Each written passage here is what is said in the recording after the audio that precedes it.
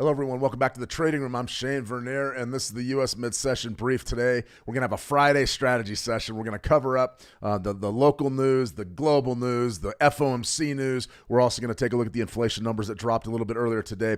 We've got some movers and shakers that are really starting to develop nicely. We've got a trade idea in the Great Britain pound Australian dollar that is now live. We would definitely want to be all over that. I'm going to give you sort of a good look at what a great stop-loss location can do and how that can keep you in some of these trades where a lot of others get knocked out. We've got gold going to 3,500 like we sort of talked about. It's heading that way. And then we've also got silver on a big-time rally right to $40. We're at an inflection point in the markets. Right now, everything is sort of – think of this as like a maybe the calm before the storm. There is some action out there, but it's not big.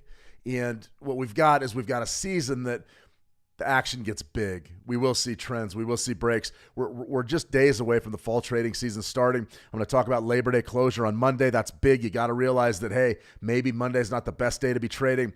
Definitely don't trade any kind of orb strategy on Monday. Don't do that. As far as crossovers, I would avoid that as well, but we can still strategize. I'll be here live same time on Monday, even though the markets will be closed. So a lot going on today. I want to get right out to price action here, though. I want to get out to the VIX here relatively quickly. I want to show you what's happening. Going into the weekend, we've got the VIX sort of rallying up above 17. That's very low historically. It's very, very low. It's one of those things that you got to understand. We're just not high. We're just not high there. I mean, you can see we've got a lot going on here in this VIX. I don't know what all those indicators are there, but as far as our VIX goes, we've got a long-term average somewhere right around 21. We're below average. We're below average in the VIX, and what that suggests is that the fear in the market is low. Bids are hitting the market. We really are starting to look at the top side of risk assets, especially the S&P 500. So I definitely wanted to start with that. That's a big one right there. The VIX sort of had you've been negative now. We had the huge month there in April on the tariff fears, and then we've also got a big-time sell-off here, 4 in a row, 4 months in the VIX. We're back down towards those historical lows beneath the historic average. That is very, very important because things have stabilized. As the VIX goes down, the market goes up. Typically, that's the way that it works. All right, one more price action here on your MT5 platform, Euro USD. I want to go ahead and drop that in, and you'll notice on the daily, our bullish trend line is sort of in an interesting position now. Now, I sort of said, listen, if you're still holding shorts off of this trend, I mean, it was a nice initial break. We got some pretty good price action, and then Jay Powell spoke, and then we sort of failed right there at that trend line as topside resistance, came back down. Now we've got an inverted hammer showing up on the daily. Ooh, that's a tough one to argue with. I don't particularly like hanging around in those environments just because those hammers, there's a big deal. So one of these days I'm going to do a video just on chart patterns and do that hammer. We did a lot of chart pattern work in the Trading Academy and how to trade, a lot of pattern work. But one that we neglected was hammers. And I'll tell you from personal experience, I don't care what the time frame is, the hammer is important. It's important. It's a reversal signal, and it's one that you need to be aware of. So right there, that daily hammer showed up after really a nice sell-off early in the day, and that rebound, potentially you could have bailed out of the trade there, and I wouldn't have blamed you. But right here, I'd say your stop-out point has to be above Jay Powell's statements from last Friday. Has to be right up in there. Let's go ahead and see if we can get an exact figure on it. So if you're holding shorts here in the Euro USD, stop-out needs to be somewhere right around 117.50. I would let it bleed probably another 50 pips, whatever we're at, 117. What are we at, 117.01 right now? So 117.50-ish would probably be your stop-out point. It's just not going very well. We sort of knew that the U.S. dollar wasn't ever going to blow up and be as strong as it was probably, last year, year before. And a lot of that has to do with our rate cut expectations we're going to talk about now.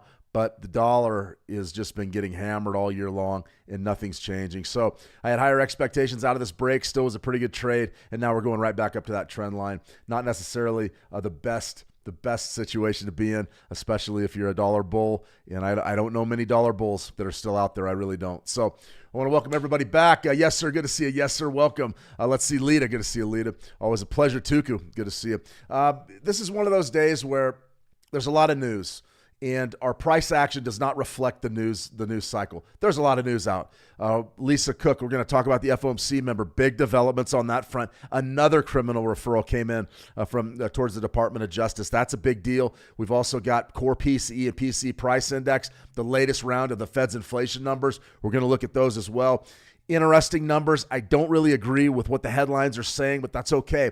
The numbers tell the story, and we're going to go ahead and dig into the stats. As long as we have hard stats, we have the ability to interpret them, and who's to say that our interpretation's any better or any worse than anyone else's? Always remember that. Every time you place a trade, whether you decide to buy or whether you decide to sell, doesn't mean that your idea is any worse than anybody else's. What makes your idea good and your trade good or bad is how you handle yourself once the trade's down. Once the money's down, and it's what I call being in the pocket, once you're in the pocket, that's when it matters. That's when everything you do is magnified, and that's what differentiates being a winner and a loser. I mean, let's be real honest with you. I mean, I was actually having a conversation with a trader earlier today who had a bit of a tough run on today's session after running really, really well for several weeks. And I've been in those situations. I will tell you that my number one problem when I start losing is that I overtrade. Now, sometimes I'll put on positions that are big, starting to chase money. I don't really view that, and this is going to sound completely counterintuitive to everything you've ever heard, but I don't really view that as being a problem. I mean, I really don't. I mean, when I decide to say, okay, let's say I'm going 1% on these. Okay, I lost one. Well, this is still a strong trade setup. I'm going to go ahead with my normal 2 or 3% on this trade.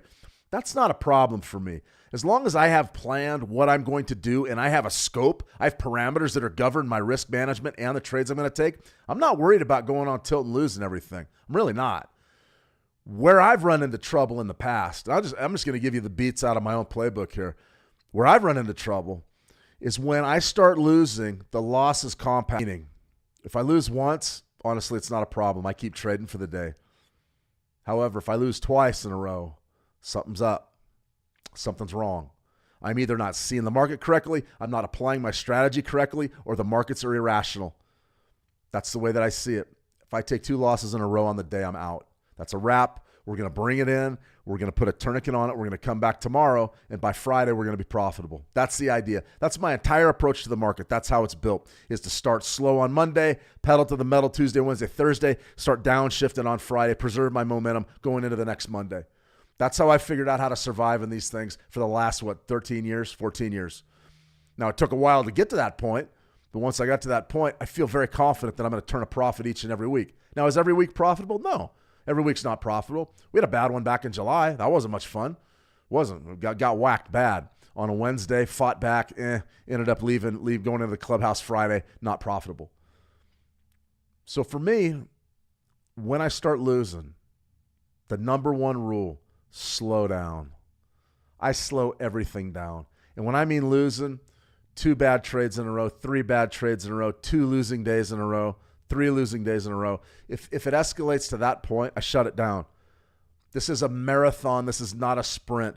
You do not work for hedge funds. Well, there might be some hedge fund guys working out there. I've seen some people on CNBC that are stealing some things out of these streams. Nah, I'm just kidding. But big picture, this is a marathon. And you have to slow down when you're losing. Slow down. Back-to-back losing trades, I'm out. I don't care what anybody says. They say, Shane, what are you doing the rest of the day? I'm going to go to the gym. I'm going to game plan and get ready for tomorrow. Make a video or something. Maybe do some writing, write in my journal. I don't do that much anymore. I write, all my writings pretty much go to you guys. But number one rule, when you're struggling, slow down. Slow down. Now, we'll talk about when you're winning some other time, but there was an old movie, Into the Pit, they called it, and one of the guys on In the Pit, he was a bad alcoholic, but he was a very good trader. And he basically said the public doesn't understand it. When you're winning, bet more. And I'm coming around to that. Because when you're playing with house money and you're ahead, that really is the time to set the apple and go for it. If you're going to go for it, you go for it with other people's money. You do it with someone else's money. You don't do it with your money. That's the reality of it. One last thing I'm going to say about this. This is a little preemptive psychology talk here, and then we're going to get right into the trade ideas and all that jazz, and I'll answer any questions you have. Today's a great day for it. We do have 2 news events we have to cover, though, or I'd be doing you guys a disservice. Back in the 1940s and 50s, don't ask me which, I'm not sure the exact year, there was, I believe it was an Eastern European mathematician. His name was Willy Feller. Willy Feller dedicated his life to something called the clustering effect. And essentially, the study was a coin flip study. And we're talking about flipping coins hundreds of thousands of times to try to develop tendencies in the probability distribution of either pulling a long string of heads or a long string of tails. Now, what we think, the way that we see probabilities, the way that most people see probabilities is very simplistic. It's saying, okay, I've got a coin right here. I've got a quarter, side of its heads, side of its tails. 50% chance it lands on heads, 50% chance it lands on tails. Okay?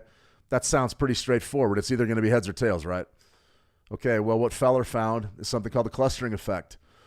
And over time, given enough flips, found that when you started throwing heads, you would start throwing clusters of heads.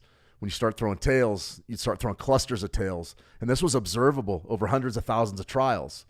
That always stuck with me. And I said, wait a minute, it's a 50% probability. Every time I flip the coin, it should be 50%. It's not true. Sometimes it's going to come up heads. I've thrown 10 heads in a row. Or you have a better chance of throwing heads or tails on the next one. Conventional wisdom says it's still 50-50. Some people believe that, no, it's going to be tails because tails, it's due for tails to come up. What if the opposite was true? What if heads beget heads and tails beget tails? What I'm saying is this. In the markets, we don't deal in 50-50s. We gear our strategies to either be like a 30% winner taking big moves or a 70% winner taking small moves. What I'm saying is, given those differences in those odds probabilities, you are much more prone to the clustering effect than a 50-50 shot. So if you're in a situation where you find yourself losing and losing and losing, stop. Losing begets losing. You lose 2 in a row, back to basics. Do your analytics. Make sure that your next trade's a winner. Break that string, and let's get back on the winning track. Willie Feller, look it up. It's fascinating stuff. The clustering effect is so next level statistics. It's next level stuff, and it's way over my head, but I tend to believe in it. Alan, good to see you. Alan, welcome. Let me see. Kachua, good to see you. Tina, good to see you. Tina, welcome. All right, guys, let's go ahead and get on with it. That's enough of a speech for right now, but a good Friday psychology session. Welcome to the Switch Markets community. If you want to capitalize on any of these trade ideas and or concepts, head on over to switchmarkets.com. Take a look at their account suite. Lots of content hitting the Switch Markets YouTube channel. That's going to be coming in the next months. I mean, we're going to have that thing packed. Also, daily live streams, everything you need. We're also got a webinar dropping soon. Once that's cut and they're ready to release it, I will tell you where to find it, and you can go ahead and check that out, and that's on the power of AI, and I present it and show you how to use the powerful algobuilder.com platform, which is complementary to Switch Markets clients. You may want to check that out if you're interested in how AI can impact your trading. All right, trade update. We got to start off with a trade update. I don't run from the losers. We talked about that yesterday. I don't pump the winners, and I don't run from the losers. We had a very good trade on WTI early this week. This trade right here is either going to turn out really well for us or we're going to end up losing it. But right now, I feel very good about our stop loss location. I mean, very good about it. Right here, what do you have? We got a Great Britain pound, Australian dollar, and we're looking to buy somewhere right around the right around 206.50, somewhere in that zone. It's right there on the key levels inside the trading room. Just go ahead and check out our analytics thread, or just click a follow me, and you'll get those directly to your inbox. But right here, this is what's happened with our trade. Now, it's not necessarily the prettiest chart in the world, but I do want to go ahead and show you exactly what I'm looking at here with regards to our stop loss location. This trade was for about 60 pips, somewhere in there. So the stop loss, I'm talking in rough numbers here. 206.50 something was probably our entry. I know my stop loss was somewhere right around 205, probably 85-ish, maybe low 90s, 89. I don't know the exact number, but that's where our stop loss was. Now, those trade ideas are pretty much built on at least a 1-to-1 ratio. The idea being that if you do say, okay, we're shooting for 60 pips here, that's probably the stop loss as well. I don't go any lower than 1-to-1. That's a very, very tough proposition to win. But this stop loss right here is proving very, very good to us. You say, Shane, this trade's behind. You're losing. And I go, well, hang on a second. We may, in fact, lose the trade. I'm not saying we won't lose the trade. I don't know what's going to happen. But I do know this. Price crashed today, went down there and checked out 206 even, clicked 205.99. It took a big retracement back up above 206, right back to 206.50-ish. So when we go down to, say, like a 30-minute chart, you'll see exactly what I mean. Okay, right here, this was our initial approach to our entry point. There was your low, and then there was our initial bounce. Bounce was up to about 206.59. That just isn't the move we're looking for. We're looking for a move back up in here somewhere, back up in here exactly. So what do we have happen, though? Okay, so we got compression. We broke beneath that horizontal support zone. Broke. What happened? 206. 206 is huge. Why would 206 be important? It's a key level. It's a big round number and a key level. Now, I'm not saying that you can just trade big round numbers and key levels by themselves. That's problematic in a lot of ways. We made a key levels video. I typically like to have a technical indicator or something in the vicinity that gives me an opportunity to sort of sort out the key levels, the good ones from the bad ones. But the big thing to remember is a big round number, like a 206 even, is going to be important. It's going to draw action, and that's exactly what happened. We saw the majors selling nice compression. Look at this. You got about 90-minute, 120-minute compression, and then a break right down to 206, and then a bounce. Right there was our bounce. There was our big sweep higher. And then what did we have? Some compression right at our key zone where we're long from, and the price is sort of trickling down. The jury's still out on this trade. However, if it does go back down under 206, we're probably going to lose it. I think that this sort of was our last stand. We got a nice bounce off of there. Now we're looking for a daily close. If we get a daily close up around that, maybe 206.50-ish, if we get a daily close up in there, I start to get real confident about the potential outcome of this trade. And that's one of those things that you guys, when you do this long enough, you will be able to do that and go, well, right here, I was looking at this and I go, well, we're screwed. I mean, we're in big trouble here. We're going to get wiped out, especially when I saw that compression right there. When this compression started setting up and the market started tightening up right around, 206.10, somewhere in there, I go, man, if this thing breaks down, we're gonzo. Well, it broke down, hit 206. That was sort of the last stand. I mean, that was Custer's last stand right there. Everybody dug in, and then you got a big sweep higher on heavy volumes. Ideal timing, really, as far as the U.S. trading day goes. As far as the Great Britain pound and the Aussie, it's, sort of towards the end of the London session. Bang, got a nice big move, and now we're just sort of tapering off. I would love to see some accumulation to close above this level. That would be a very, very positive sign for this trade. But if we trade down and we take out that 206 even, man, look out. Look out. I mean, that's not going to be very good for us. So, like I said, we don't run from the losers here. We took some heat. It's not dead yet. I mean, it's not looking great, but it's not dead yet. For me, I'm very, very interested in potentially getting a bullish close and maybe being able to cash in. But we don't just focus on the winners here. We lean into the losers. Earlier today, before we get on to the next topic, I got called out on YouTube, which was pretty good. And the first thing is, I know, listen, everybody in this room, I've had some critics over the years that have been pretty brutal to deal with. But by and large, everybody just wants to learn and be positive. I like the criticism. I like the critics. I like people sort of talking, being very, very critical in scrutinizing everything that they see online. That's very, very, very important for you as a trader. You've got to be able just to separate the BS from the legitimate. And I understand that anybody on YouTube talking is immediately suspect. And that's the correct way to look at everything. That's how I look at everything. Everything I see online, I don't care who it's from. I don't care if it's from CNBC, Fox News, so the most reputable people in the world. I don't care. I question everything. And you should do the same. Shane, I don't agree with that. That's great. That means you're thinking, you're using your head. I took some criticism earlier today. It was on our 9 EMA video that was out there, and a gentleman came in and basically said, you don't know what you're talking about. You're dodging questions. You're not doing this. You're not doing that. You got no credibility or whatever. I want to be very clear. If you're watching today, I invited you to watch this live stream. As far as credibility goes, credibility is up to you. I don't have to prove myself to you. I don't even worry about it. I know that I've proved myself to me already in the markets. And I want every one of the traders that are in the How to Trade community and in the Switch Markets community, or that are watching this stream right now, that's the level that you need to get at. You need to sit there and make a trade. And even when it loses, and there's always going to be somebody there going, I told you so, or that's not going to work, or that's not going to work. You just look them right in the eye and say, don't worry about it. You trade the way you want to trade. I'll trade the way I want to trade. Now, the basic criticism about the 9 EMA was, well, there's too many flat fake outs, and how do you know a good crossover from a bad crossover? And what I said was, well, we have filters, and check out one of those live streams where we trade the 9 EMA live. We use RSI to filter. We can also use Fibonacci's to improve our entry point and switch the risk versus reward. So the idea behind these strategies is to get you thinking. Take something like the 9 EMA, build it into your own. We have several traders in here that have taken the 920 EMA crossover and applied their own metrics and they've made their own additions and built their own strategies. That's what this is all about.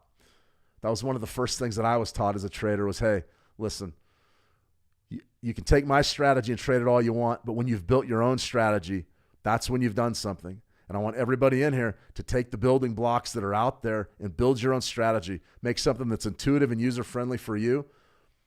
Maybe now you're doing business with signal providers and things, and that's great.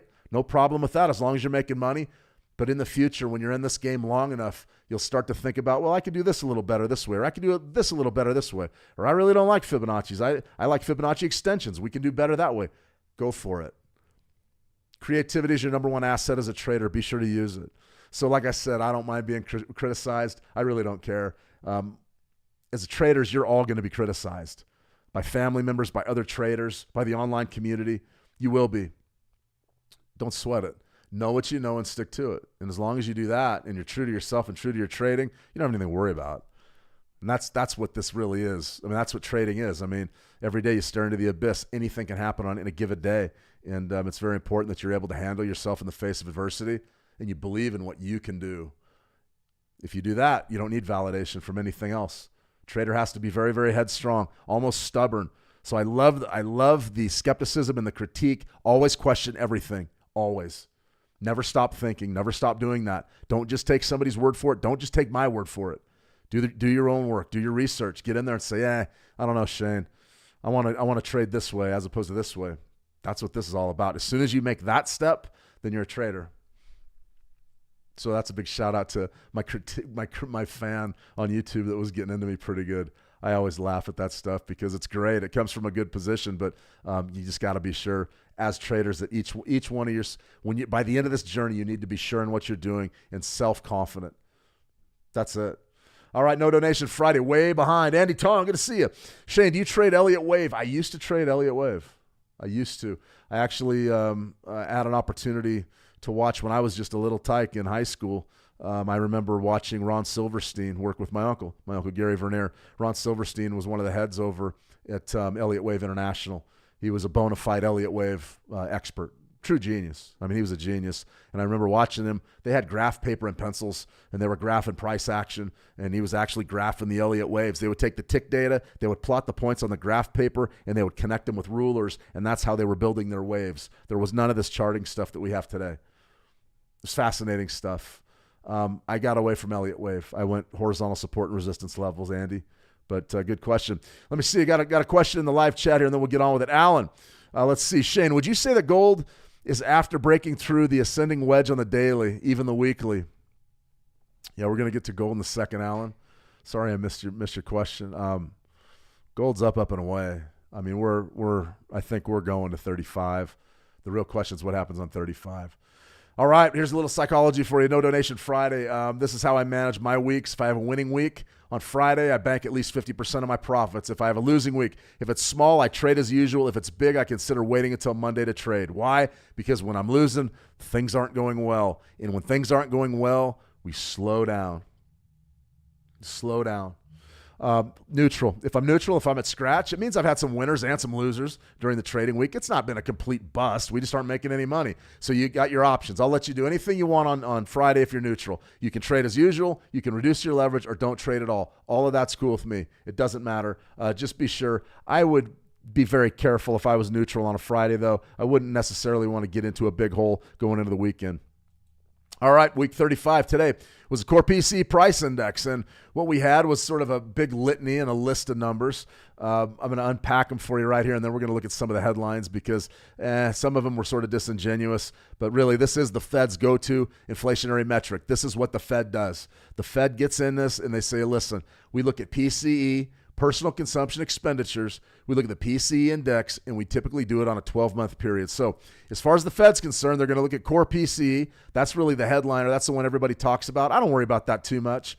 Realistically, I just look at the raw PCE numbers, but a lot of folks love core PCE because they strip out some of the more volatile items. I believe food and energy. I think it's like core CPI essentially, but this is what the Fed looks at. They look at this number more than they look at CPI.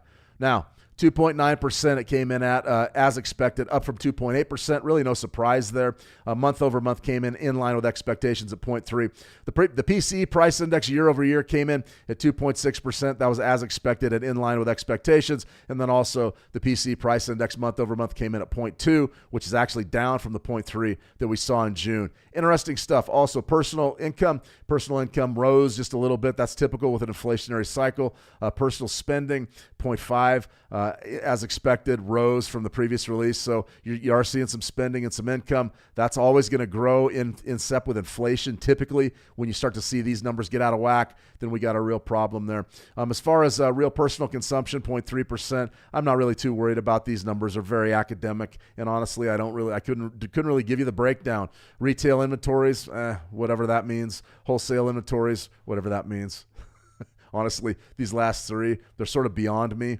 I'm sure somebody out there is an expert on them. I'm not. As far as PCE goes, the PCE Price Index of the United States increased to 126.78 in July from 126.53. PCE Price Index averaged 60 from 1959 until 2025, reaching an all-time high of 126.78 in July of 2025. We're at all-time highs. No question about it. So PCE's in. This is the chart that scares everybody. It scares me. I watch it every day and I go, man, this is not good. That's a 45-degree angle year over year. Now, I want everybody to focus on a couple of things, and then we're going right to the gold and silver markets. We're going to look at an orb trade and take a look at crude oil and some DraftKings stock. But right here, very, very, very low, right? What happened right here in September of last year? Half-point rate cut. What happened here? Another quarter-point rate cut. Since those rate cuts, inflation has exploded. The Fed blew it. They know they blew it. The Fed blew it last year, cutting interest rates. And we're talking about more rate cuts coming right now. Interesting. This is a 10-year chart. And what you can see from your PCE, very slow and steady. Listen, PCE is always going to grow. Consumer prices are always going to grow. The nature of fiat currency is to lose its value over time. That's the way that fiat currency works. Why? Because central banks print more money, governments print more money, and the idea is to always keep everybody sort of happy. So you're going to make more and you're going to spend more and things are going to cost more. It's a giant illusion. It's a mind trick. I don't want to talk about it because a lot of people smarter than me don't believe that it can work forever. It's worked in this country for more than 100 years now. So I'm not going to argue with it. It's the way it is. This is the system we have. Now, what we have here is inflation that was relatively steady. This is why the first Trump administration, you saw an incredible amount of wealth sort of, I won't say redistributed, but a lot of folks made a lot of money that hadn't made any money before, really. And that's what happened. Why? Why was that the case? The case was because the money was coming in and the PCE and the inflation was relatively slow. This dip right here was COVID. Since COVID, it's been an absolute mess. I would say that this is the beginning of the new financial world, the new financial era where I don't believe you can save yourself out of these problems. You can never save enough money to cover inflation that's as robust as it is now. And I'm not trying to get down. I'm not being negative. I will tell you from personal experience, trying to save money over the past 5 years or 8 years, it's sort of a non-starter, and it's very difficult to even get motivated to save a penny because by the time that penny goes into the bank account, it's not worth anything. So this right here is something that people are not talking about. They should pull this chart on the news tonight and look and say, listen, that's very, very steep inflation. And since this inflection point in 2022, we're growing steadily. Similar to this right here. It's not as steep. The problem is there's no going back now. Prices are going to be permanently higher. It's the way it is. So what I was hoping to see, and hopes for children and losers, we don't hope around here, flatline. I wanted to see this flatline for a little while, let the world catch up and sort of do a financial reset on its own. Didn't get it. We're turning higher, and that's just the way that it is. And with the interest rate talk that we're hearing now, we're probably going even higher than that. So just a quick look at our Fed Watch expectations. 87% is basically where we stand now, and that's up a little bit day over day. Let's go and update it right now. But it looks to me like we're going to be in a real bad position with regards to inflation for the coming probably year, 18 months, something like that. 86%. So we do believe rate cuts are coming. So what does that do to gold? It sends it through the roof. It sends it through the roof. So there it is. There was our 920 buy on the 4 hour. We went on and on and on about this. This is Jay Powell coming out at the Jackson Hole Symposium saying, we're cutting rates. Damn it, it's time. We're cutting rates. We're tired of holding you guys' feet to the fire and yada, yada, yada, whatever he said. Right there. There was your bid. There was your 4 hour bid right around 33.75, and now you're going ham to the top side of this 33.50. So from a not necessarily a pragmatic standpoint, but a practical standpoint. In the gold markets, there's a couple of things that you always have to really look at. Number one is going to be your long-term technicals. Always see, when you have chart patterns, be aware of them. This was our pennant. This is our monthly bullish pennant that we've been looking at for a long time. What's happening? Broke out. Last month's high was 34.38. This month's high right there is 34.50. 34.50 is today's high. 34.50. Do we explode over 34.50 or does 34.50 act as resistance? Right now it's holding up as resistance. Now, big picture, we're going higher. Why are we going higher? We're going higher because of the interest rates. We think a lot of the powers that be, a lot of folks that I've watched, fairly smart people that I respect, came out and said hyperinflation is very real, a very real possibility because the rate cuts are coming, and they're coming in a big, big way. So right there, there's your gold break. We've broken above last month's high. The pennant looks to be in jeopardy. Let's go down to a 30-minute chart and have a good look at price action. There it is. There's the breakout. So we started really looking at all the different ways that you can trade, all the different ways that you can sort of interpret things. As far as a daily chart goes, or an intraday chart right here, if you wanted to trade a 30-minute chart, for me it would be all about just grabbing a pullback. My game plan would have been real simple. There's your core PCE, something like that, pretty much. But I would have been doing this the entire day looking for pullbacks, and we never really got one. Let's go to a 5-minute chart. Okay, so right there was your beginning. You had a few pullbacks. Realistically, a pretty big breakout trend, though, I would say. So right there's your 6:30 a.m. That's going to be your PCE number. And realistically, I mean, you're just sort of walking up with price, trying to find a pullback.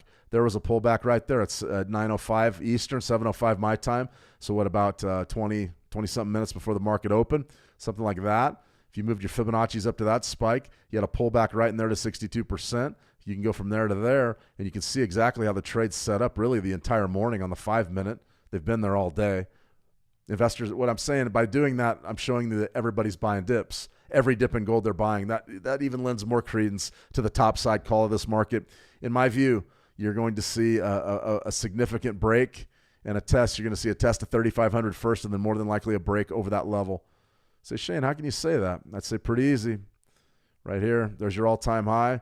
We're just sort of painting with broad strokes here, guys, but that's going to be 3,500. Just dial that in exactly. I don't like slowing down, but we got to do it. Okay, so something like this, that's your all-time high. So if you're holding longs right now, congratulations, you made a lot of money today. But if we're up about 1%, but this is sort of a breakout 1% gain. I mean, we've broken the key levels. We've broken sort of above this, and it was pointed out by Alan here is that you're 100% right. It is an ascending triangle, and what that is, we sort of showed you the bullish pennant on the monthly. But we have, sort of academy videos that really show you what an ascending triangle is. And this is an ascending triangle. It'd be something like that. You can see the top line, 1, 2, 3. I mean, like I said, these things aren't exactly perfect all the time, but that's the basic gist of it. There's your top line, trend line, something like this. There's your bottom line. You get that vibration in between those two trend lines, something like that. Boom. I mean, there it is. So, even if you wanted to get more specific and draw your trend line like that, that's a prettier one. But this spike high right there, that's spike high. And then there's your third test, your third touch. We talk about those a lot. Breakout's on. So it's a real question of what do you want to do? Do you want to buy right now? I think you could probably buy right now and get away with it. I just don't know that, we had so many chances to buy this market. We really did. And the best one was this one with the 4-hour. Did we get a chance today on this 920 cross? Hell yes. Right after the PCE 30-minute chart gave us the buy. Man, the 920 can be lethal when it's used in the right context. This would be a situation where I'd say, okay, there's my PCE bar. Take a look at your trade here. 30 minutes after your PCE, core PCE right there. There's your release. There's your long. Look at your stop. Beautiful stop loss beneath that swing low. Bam. I mean, that's what the strategy is built to do. You say, Shane, can I trust the reliability of the news bars? And I would say, yeah. One thing you got about on a news bar is you've got action, you've got volatility, you've got volume, you've got players, you've got participants. That's what you have to have if you're going to get a winning trade. Something has to drive the market. And in this situation, it's cheap. Look how cheap it is. You're there 34.16. Your stop out's at 34.03. That's $13. I mean, it's hammer time. We're going for it. I love that trade. Is it any better on the 5-minute chart? Something like this. Did we get a crossover on the 5? Should have been right there, and there it is. Where is it?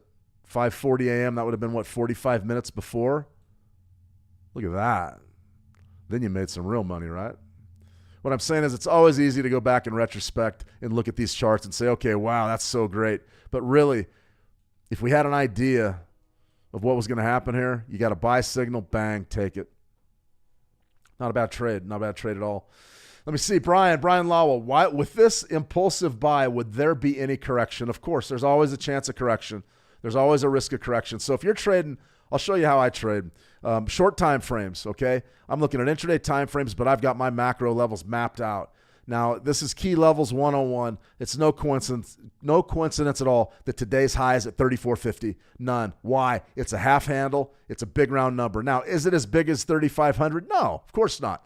But is it good enough to put a lid on intraday price action? Yep. So what we're getting right here is some compression around 34.50. That'll be our hot number going into Monday's trade, September's trade, essentially. Monday's Labor Day. We'll talk about that in a minute. But we definitely could get a big break coming out up over 34.50. And in my view, you've got about 2 lines in the sand. Now, if you wanted to be a stickler and say, Shane, where could I see some more short-term compression? The 3/4 handle, 34.75. So to me, this would be the game. I would have all of these key levels lined up on my charts, 100%. And I'd say, okay, what is price likely to do around this level? It's not likely just to blow through 34.75 immediately. It's not very likely. At least, on a 30-minute time frame, a 5 or a 1, typically you're going to see some vibration, and that's exactly what you're seeing today. No question about it. You've got a trend day up. You went right up to 34.50. The sellers have stepped in. They've put a short-term lid on this market. You're up about $2.50 on that trade if you took the short. The question is it going to break? Very, very bullish. I don't think 34.50 holds. I don't think that's the top of this market. It may be the top for today, maybe. But I think that we're going to churn, and when we churn, we're going to churn 34.50. We could potentially, even when the market reopens, and I believe spot gold will open for Monday's trade, even though it's Labor Day here in the States, you could see an open way up in here somewhere.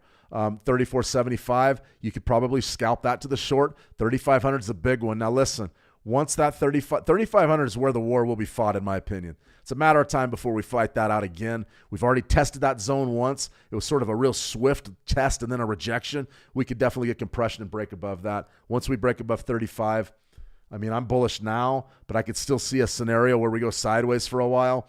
But once we break 35, we're going up, and we're going way up. That's just sort of the way that those long-term pennants work. But gold is definitely the fascinating market of the day, no question. Let me see. John, can you predict the markets? How can you predict the markets? Sit in front of these screens for 10,000 hours. Nobody can predict accurately, 100%. All you can really do in the markets is design a stop loss that's conducive to give yourself a chance at success. That's it. Manage your risk, align your stops, and whatever the market does after that, the market does.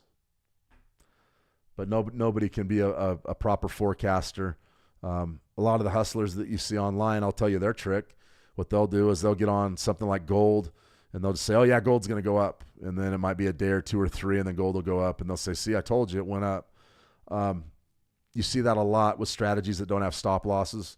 They won't cut their losses off. They'll just sort of wait for the market to go up and hit their targets, or go down and hit their targets. And that's, I think it's a form of fraud myself. You got to have a stop loss. But, yeah, that's a big one. You see that a lot in stocks. Let's see. Angelique, hammer time. Absolutely. Let me see. Tina, I should trade this news PC at 1:30 time. Yeah, we'll talk about the different economic events. PCE is a big one. It hasn't really done much to our equities markets today, just sort of choppy. A little bit of a correction in the NASDAQ. I'm not too concerned about it. As far as what we're looking at with regards to policy, PCE is a big deal. NFP, we got NFP live next Friday. That's a big deal. We just got to wait for the dust to clear a little bit, and then we can sort of make decisions based on that range. And I can show you how to do that.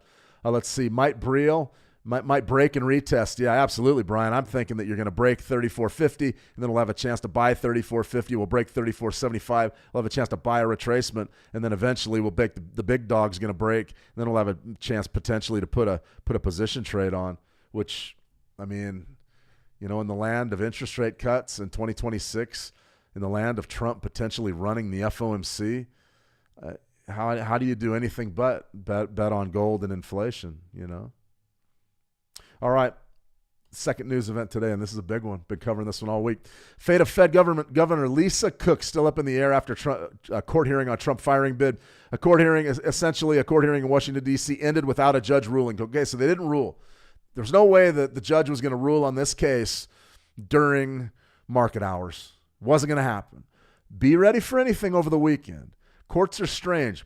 Now, this one's going to the Supreme Court. They wrote this great big long article about all the ifs, ands, buts, coconuts, whatever. The last line's all you need to know.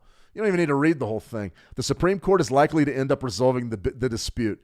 Now, remember, the Supreme Court can hear cases anytime. I mean, they could send one up to the Supreme Court this weekend, and they can convene and get in there and do the work.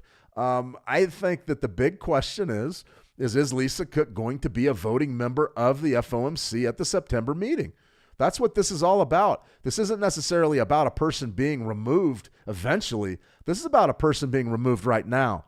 And what I told you about those two Fed governors, we had one that stepped down about 6 weeks ago, that the resignation was effective immediately on August 8th. They're gone. Lisa Cook, if that's another vote, that's gone. That's two Biden appointees that are gone off that committee. Who would even vote? They've got to have alternates. They've got to have people ready to step in. But how is all this going to work? Nobody knows. It's never happened before. Nobody knows. So that's some uncertainty. That's also going to send gold a little bit higher. But this is a big deal. Now, what happened today was there was another criminal referral put out by the FHA housing director, Schulte, I believe the gentleman's name is. So a criminal referral goes to the DOJ, and then the DOJ, they investigate, right? Well, this was a third one. This was a third one against Lisa Cook. And supposedly the mortgage documents and everything were in there, and there's a third home. There's a third home. So there was two homes. Remember, there was one in Michigan and one in Atlanta. Now there's a third property that's coming to pass. They've got the documents. Lisa Cook looked like she's just buying time. That's what it looks like to me. It's an unfortunate situation because it's a very serious job, very serious, but difficult. You can see right here, that's just definitely a lead story. There was one other thing in here that I was going to cover, but it looks like it's gone. It was Americans. Let's see, a bit right there. Americans expected to bet on a record $30 billion in the 2025 NFL season legally. Now I have to do this because college football season kicks off en masse tomorrow, so I'm a big college football fan. But $30 billion, and that's a big deal. Absolutely huge deal. $30 billion legally. When I was growing up, betting was illegal here in the United States. You couldn't bet. You had to go to Las Vegas. Well, here's some analysis that I did in the old days, and I did this on a not a YouTube, but an X video, a video that I put out on X, and I believe this was a YouTube short as well. But you see my Fibonacci's. I even used a different font and everything back then. And the basic strategy was what? It was a bullish pennant right here on a monthly chart. There was your 6-month rally. This is for DraftKings stock, which is a big-time sports book here in the United States, one of the big players. There was your pull, and there was your 3-month compression, and there was your break. So basically, we were saying buy 30.65s, and you can see it's sort of been a rocky road, but revenues are definitely churning higher for DraftKings, 47.68. So that would have been good for about a 30-something% hit if you actually went long back there. God, when did that video come out? That one came out in November of 2023, so almost 2 years ago. So it was a pretty good play. But you can see that the way that the fundamentals can drive the chart patterns. The reason why I pulled this up today was I saw the story and I was a little bit interested in it because I'm an old sports gambler and I'm also a big football fan. But the compression on the monthly chart, this is kind of what I'm expecting out of gold, to be real honest with you. A monthly compression pattern really just screams that you're going to get that big-time rush and break, and interesting stuff. So I don't just think we're going up a little bit over 3,500 for gold. I think we're going up a lot, But if 3,500 holds, it could be an intermediate term swing top for another year. We just got to wait for it to break and see what happens. Silver. Silver's a big deal. This is the big one. We talked about it, 40. Unfortunately, I didn't get my trade idea out, and that's just sort of the way of it. But we talked a little bit about what could happen with silver. And your high today, right here, this is a 4-hour chart. Your high's at 39.96. And remember our key level of 40. We talked a lot about that. I would be very surprised if we trade above 40 today. We've already pulled back to 39.77. So for me, the game plan's relatively easy. Very bullish here. Very bullish 4-hour chart. If you wanted to trade silver, I would be looking to get long, really without any apologies right here. I love being able to lock in on that right at 40 because we're not done trading 40. We won't just reject it and fall way off. We're not done trading it just yet. Very bullish. Bullish break on the 4-hour, 38%, 39.50 potentially. A fantastic entry point, 39.50 on a pullback. Yeah, yes, please. I'll take that one. A lot going on today. One other thing we need to cover here, actually two other things. Right here, E-mini S&P 500 15-minute orb. Right there's your open. There's your thing, bang, there's your entry. And you can see after that entry, it's just been a nightmare. Take a look at how much different it is, though, from the NASDAQ futures. Something like this. We got opening bell, opening 15. Look how big that range is. Being an orb trader is not always easy. You had a real big decision to make with an opening 30 minutes that's that big of a loss, about 0.6% loss. Is it worth taking this trade, betting on a big trend day down? It's really hard to do that on a PCE day, especially with equities, because a lot of times you get an initial reaction on your PCE, which is where? Right there. Look at the volume. Little head fake to the top of the market, compression, break, and then you get the big sell-off, and the question down here is, man, am I going to sell the bottom right now? Do I believe this is going to be a big trend day down for the NASDAQ? Why would I think that? Challenging, guys. I'm of the opinion that when you get a big 15-minute orb like this, man, I'm looking for secondary entries. I'm looking for stuff like this potentially, maybe right up in here, maybe 23,563, something like that. Because your entry point down here, you really have to see a major trend day down. And where would you be targeting? Where would your profit target be? It's got to be down in here somewhere, which means we've already filled in this big runner from last Friday, right? It would have to be down in here. That's a big trade. I don't know, guys. I don't know. That's a challenge. All right, guys. Let's see. Let's go right here. Let me see. Angeli. All right, let me see. Brian Lowell, I've been watching you for the past 2 lives, but I am not familiar with the indicators you use. Could you please show me how it works? Yeah, Brian, we're going to do some more workshops and things. The indicators, the best thing to do, if you want to know about the 920 EMA crossover, is to go over to the How to Trade Calm YouTube channel and watch that video, the 920 EMA cross, and then watch some of our live stream workshops that we've used there. That's a real basic way of doing it. Now, the way that I do things is a lot different. It's called the Fibonacci counterpunch. I use Fibonacci retracements, and I use Bollinger Bands and a 13-period EMA. That's sort of the way that I look at the market, and you're going to have to go to the How to Trade trading room and go to the Elite Traders series and click on those and watch the 5 videos, and I sort of break down how to do that on those videos. Definitely going to – I understand if you don't have any background on it, it's really tough. Best thing I could say is get into the How to Trade trading room, start watching some of the educational videos, and get up to speed on some of what I'm talking about. The other thing would be the How to Trade Calm YouTube channel and some of the strategy videos you can certainly get in on. Let me see. I understand if you're confused. Believe me, I get it. Angeli, wait for break and retest gold. Yeah, that's what I would say. Listen, you can go long right now if you want. You can do it. It's just remember that that could be stubborn right there. 34.50 could be stubborn. We're pulling back right now. So these traders that sold that, the scalpers, they've done fairly well. The question is when do we go above 34.50? Is it Monday? Do we open above there? Could be tough. So I would be, if I wasn't already long from down in here right after PCE, I'm not going long now. It's too risky. Let me see. Yes, sir. Thoughts on the 920 sell on the yen daily chart? Absolutely.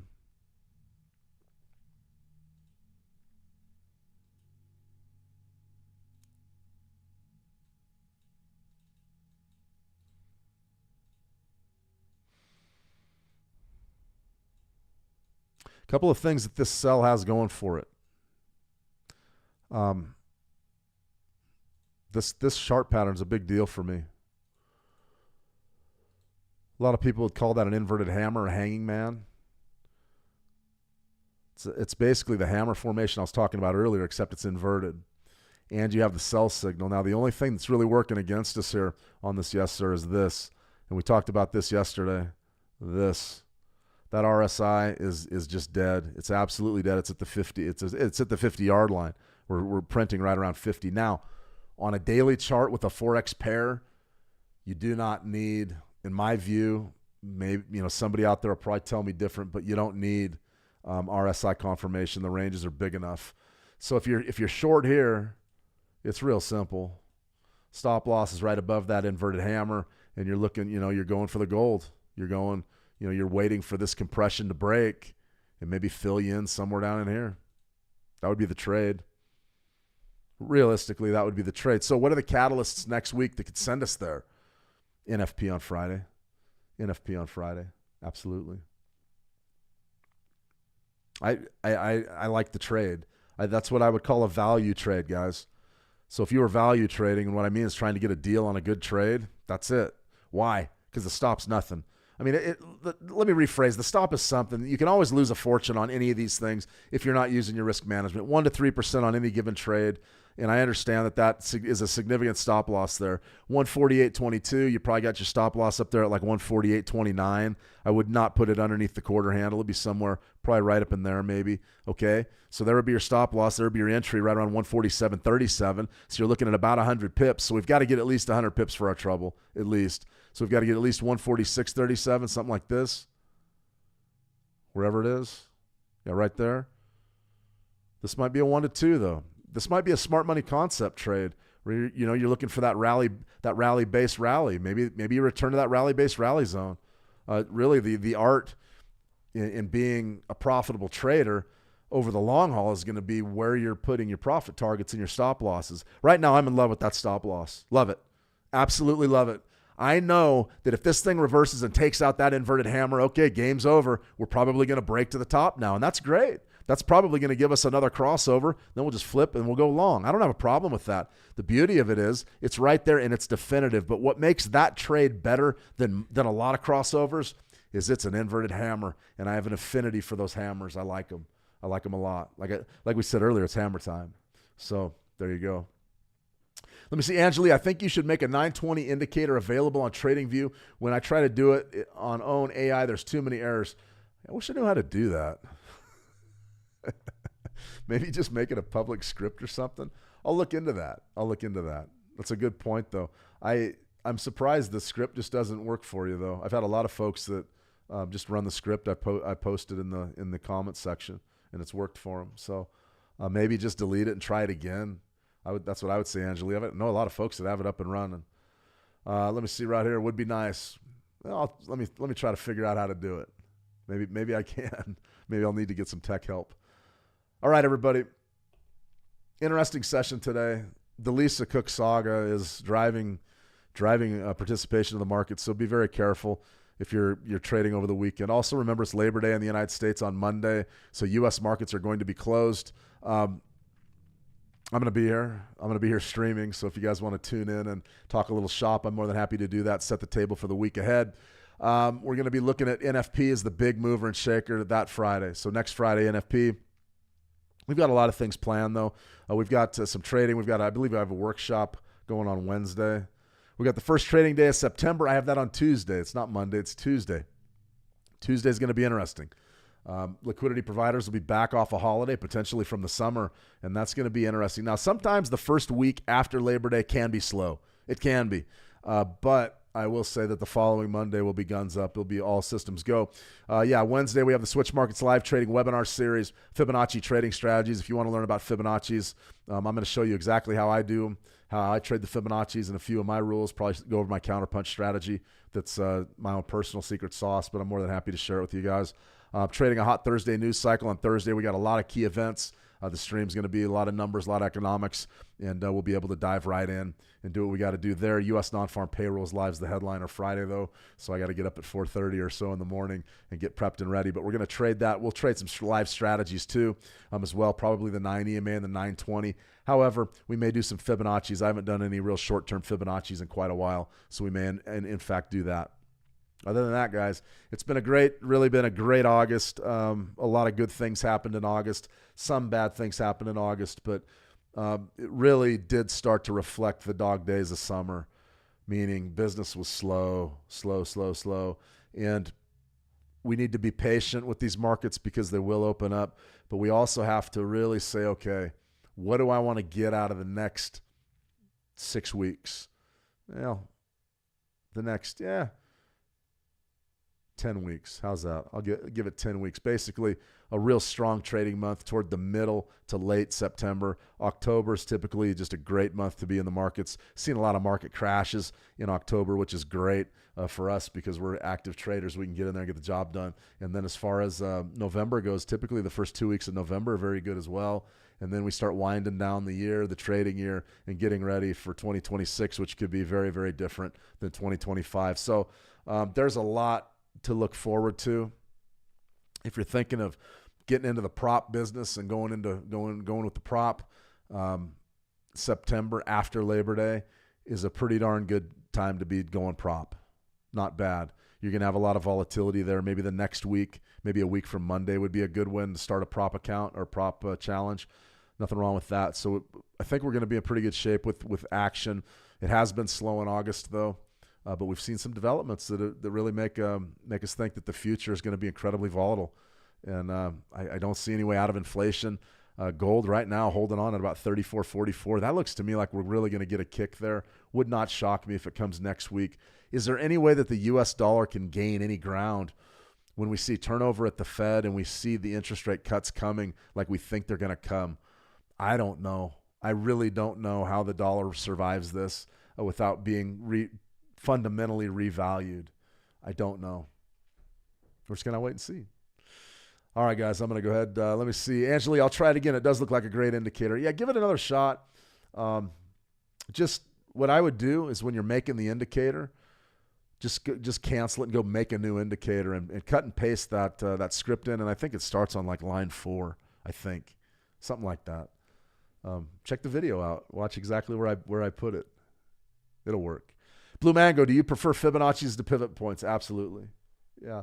I like pivots, though. I mean, I have formulas. I call them range formulas that I use. Essentially, they're pivot points that are outside of price action that I really like. I also have a set of intraday pivot points that I use on WTI crude oil that are designed to really harvest the power of a breakout type of a scenario.